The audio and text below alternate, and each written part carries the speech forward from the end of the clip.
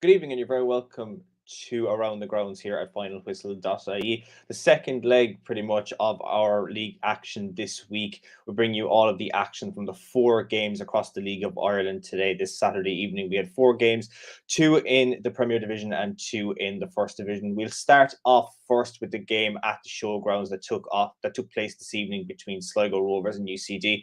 Sligo Rovers looking to bounce back from their midweek defeat to Bohemians, looking to get a big 3 points to see if they can go up toward the top four. Watching for us at the showgrounds was Alana Canan. Hi, Diarmuid. Yeah, disappointing result here for host Sligo Rovers as they wrapped up their trio of home matches with a 2-2 draw against UCD in the showgrounds this evening. Matt's Mana brace equals goals from Colin Wheeling and Evan Cappery. The Bitterred nabbed the opener 22 minutes with gone on the clock and sustained that into the half-time break. But Wheeling then struck from the edge of the box in the 56th minute and Cappery supplemented it in the 77th, with Mata adding the second just minutes from full time. It looked like Sligo Rovers were going to go on and push on for the winner, although it just never really came off for them. They did have chances through Will Fitzgerald and substitute David Cawley, but as I said, it was to remain 2-2 upon the final whistle. Jack Keeney and Liam Kerrigan obviously had a return to the showgrounds, having played for them previously in the underage kind of structures. And although UCD had some threatening play, Sligo kind of dominated the second half, and most of the opening exchanges they dominated the first half, most of the opening exchanges in the second half. But then when Whelan got the goal, it kind of opened up for UCD, and Sligo just let them play. But they did manage, obviously, to get that equaliser. And next up, they play Dundalk on the road, while UCD play St Patrick's Day. Perfect, Alana. Thank you for that report from the showgrounds this evening. Now we'll look at another game, this time down in the First Division, where it was a big game for Galway United as they took on Wexford at Eamon DC Park. A win for Galway would see them tie level with Cork City at the top of the table, while Wexford were trying to claim a scalp. They have looked like the underdog team, definitely a team that could make the playoff places toward the end of the season if they get the results toward the latter half of the season as well as the current part of the season. Watching for us was Sam Curtin. Derry City have beaten Finn Harps 2-1 in an eventful Northwest derby at Finn Park. There was a talk coming into the game that the derby element would make it quite unpredictable and quite scrappy, but really the first half played out as you'd expect tactically, and from looking at the current league table, Derry were in complete control. Lots of composed and methodical possession, and not just possession for possession's sake, looking to constantly plug the gaps in the Finn Harps defence. And 2 minutes in, they nearly took the lead. Matty Smith latched on to a vicious ball in from Brandon Kavanagh, but struck just wide. And from here, the Candy Stripes continued to press on and look more and more dangerous. They had another good chance then, 16 minutes in, Danny Lafferty this time with a header from a Shane McElhaney cross. He headed just over. There was a constant trend where Derry had about four players: Brandon Kavanagh, Cameron Dummigan, Danny Lafferty and Jamie McGonigal, constantly looking to overload down Finn Harp's right side, by where they were constantly creating an opportunity where a ball was being driven low into the box. Finn Harps did clear most of these, but Derry just continued to look more and more dangerous, and eventually they did get their opener 22 minutes in. It was Brandon Kavanagh with a delivery from a corner, and his deliveries were a constant thorn in the side of the home team.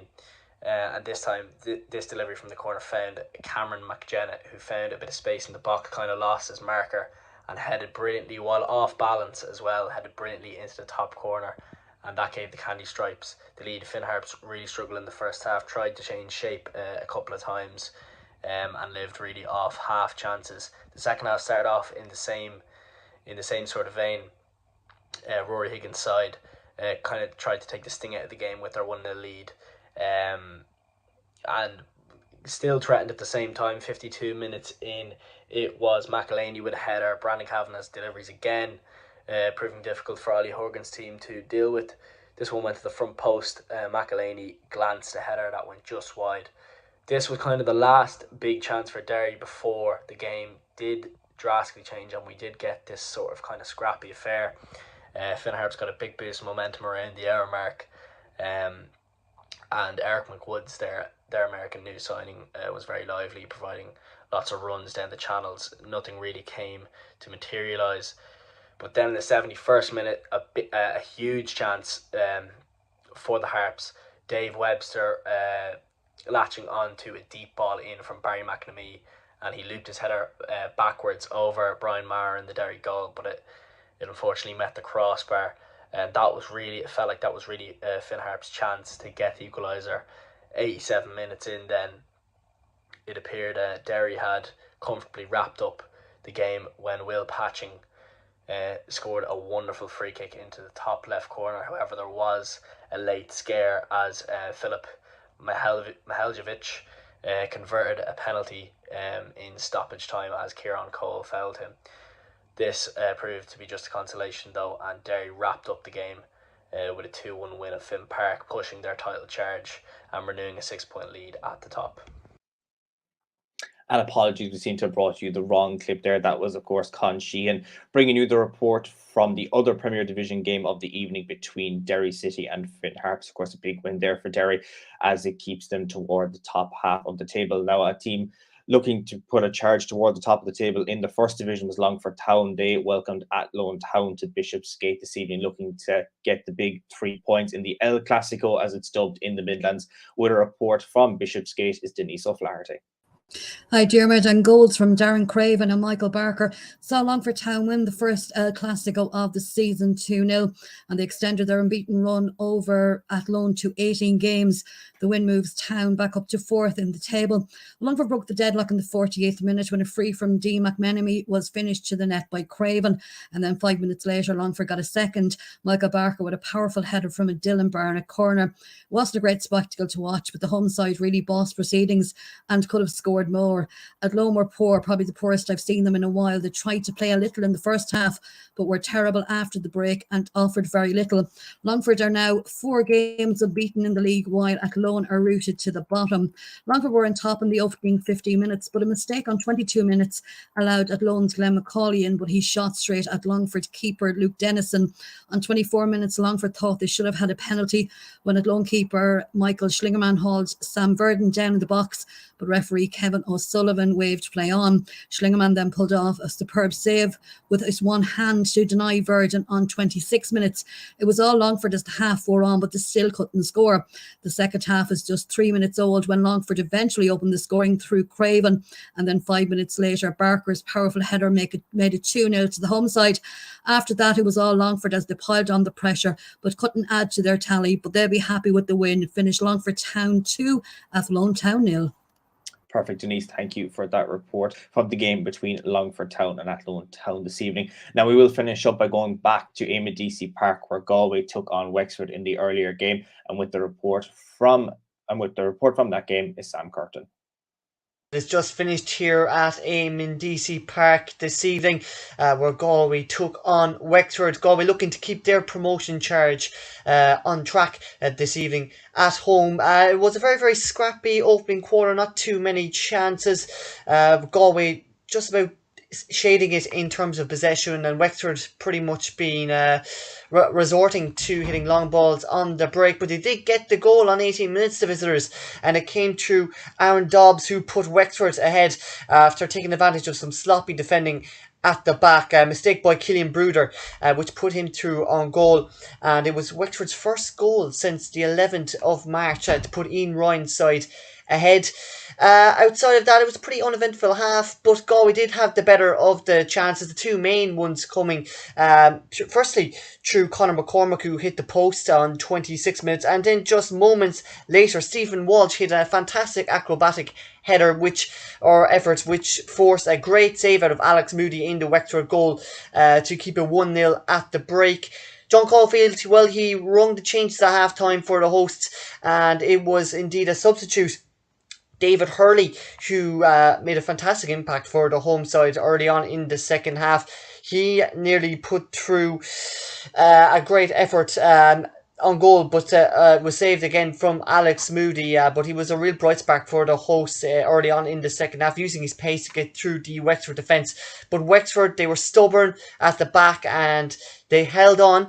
But a few minutes later, Wilson Moreru had the ball in the Wexford net for Galway, but the goal was ruled out for offside, much to the annoyance of Caulfield and the Wexford bench.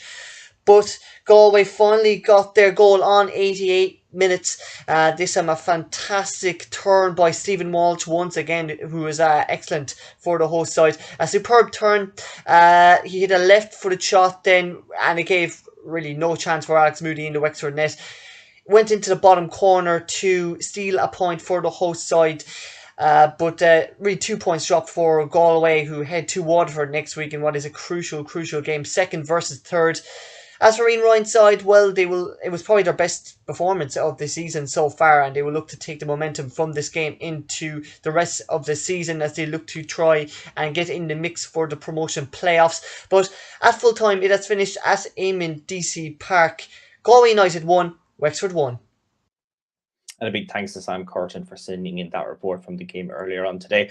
Now, we'll just give a quick, brief run through the results that took place this evening. Of course, just 4 games down for decision this evening, a mix between last night and tonight's fixtures. But of course, Derry City are the big winners this evening, a big 2-1 win over Finn Harps at Finn Park, keeping them toward the top half of the table. Of course, Sligo Rovers and UCD managed a score draw there at the showgrounds, big 2-2 draw result for Sligo that gives them a bit of hope to try and keep toward the top half of the table as well. Galway United and Wexford finishing 1-1 as well. But not the best result that Galway would have hoped for, to try and chase Cork at the top half of that table, and Longford getting a big win over Athlone in the El Clasico this evening. We will take a look at the league tables as well, starting with the first division, where we have definitely movers and shakers after today's results. But of course, the big result is at the top half of the table, where Cork City remain on 19 points at the top of the table, while Galway are in second with 17 points, 2 points behind. They couldn't close the gap, unfortunately. But Waterford, should I say, are definitely a team that are going to look towards next week to try and close that gap. Of course, they sit behind in 14 points. 3 points next week could see them tie level with Galway, depending on goal difference in that one. And Longford Town, of course, have leapfrogged Treaty into fourth with their win this evening over Athlone. We'll just take a look at the Premier Division table as well in that regards.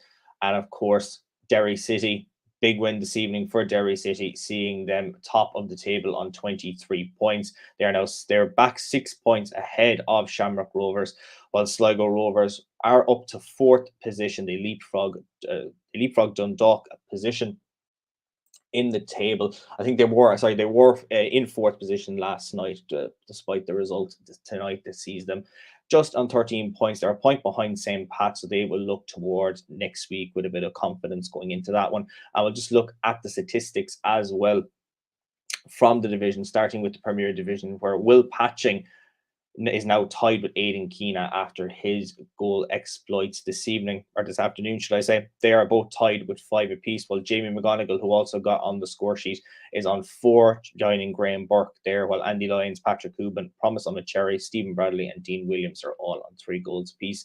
And looking at the goalkeeper statistics as well from the division, Joseph Anang and Nathan Shepherd, who played out a draw yesterday evening, are tied on 5 clean sheets apiece, while Brian Maher is on 4 clean sheets for the season, while Alamanis is on 3, with James Talbot, Larkin Healy and Mark McGinley joining Lewis Webb on 2 apiece, as is Ed McGinty as well for Sligo Rovers.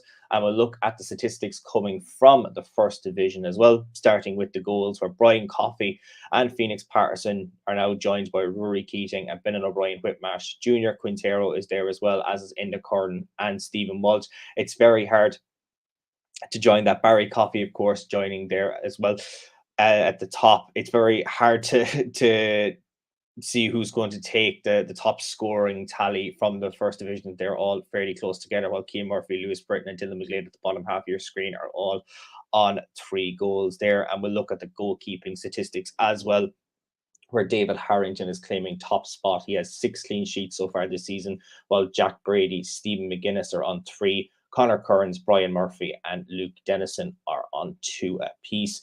Now, we will be back to you again over the next couple of days, where we have another run at the fixtures. We'll take a look at the fixtures, starting with the Premier Division on Friday evening. You'll see them on the bottom half of your screen.